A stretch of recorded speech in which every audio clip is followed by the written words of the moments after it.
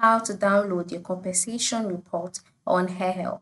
Hello friends, welcome to another video. In this tutorial, you'll learn how you can download your compensation report on AirHelp.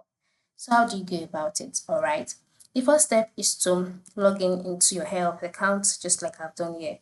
Once you're on your account, move to the left side of the screen where you can see some tabs or a menu display options such as home, trips, claims, lounges. Ensure you click on claims. By clicking on claims, you will be brought to your claims page. On this page, you'll see a number of claims that you've made, your compensation claims, both the one that you've gotten and the one that is still pending.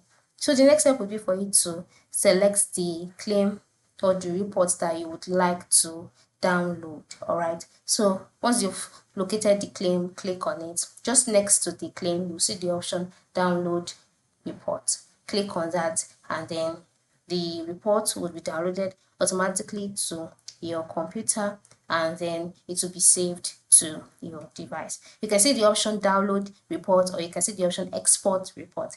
They mean the same thing. Whichever one, click on the option and then it will be downloaded to your device.